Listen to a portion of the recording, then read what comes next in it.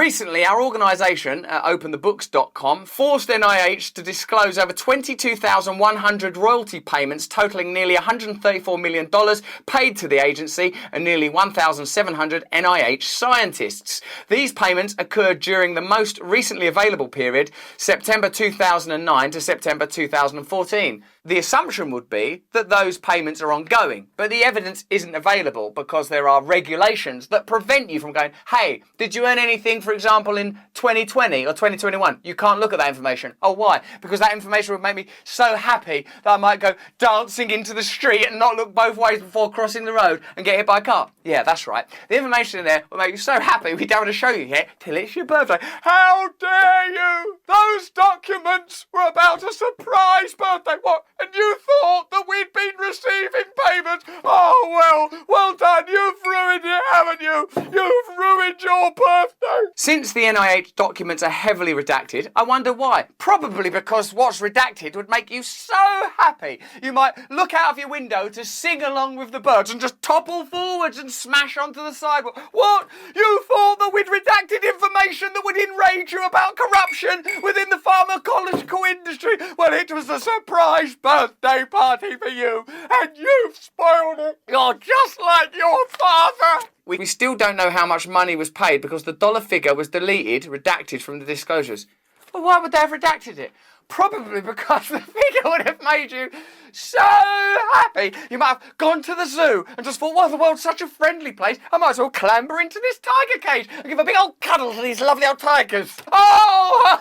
I might save it. I'm saving it. The NIH defied the Federal Freedom of Information Act law and refused to even acknowledge our open records request for the royalty payments. We filed our FOIA last September. They defied it. They refused to do it. Probably. I can't keep doing that joke. There are rules in comedy, even if there aren't rules in the NIH. Slow walk royalty disclosures, releasing the oldest royalties first. I mean, because what that looks like to me is they went, look, just tell them the old stuff. Don't tell them what's been going on in 2020 and 2021. Why? Well, because people will hear that and it will really reduce their trust in us. It will make them furious and angry. It will make them disobedient and non-compliant. It will make them not trust the government. It will make them start to think it doesn't matter if you vote Republican or Democrat. You're going to get the same set of agencies that are going to treat you in the same way, like you're a battery, like you're a resource to be taxed and kept numb and dumb and in the cell of your life. And if you try to move around or think, they'll bludgeon you down, they'll censor you, they'll control you, they'll prevent you having any ability to protest or to communicate freely.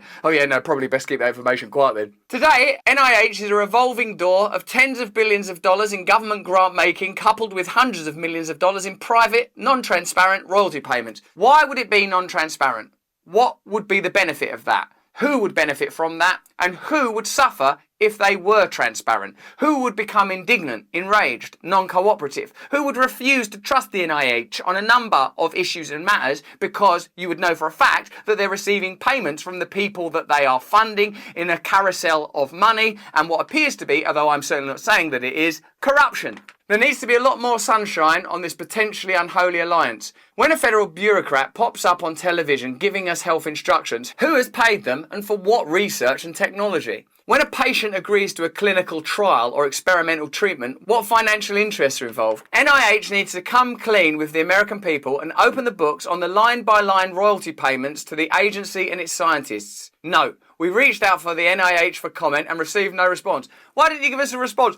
The reason we didn't give you a response is those payments were going into a special fund for your birthday, and you what? You thought that we were in financial relationships with pharmaceutical partners that might benefit us down the line, and that might obscure us to obvious truth. Oh, when did you become so cynical? You're just like your father. No more of that for a couple of weeks. HIV virus database that went dark in 2019 remains a source of intrigue for reporters. What?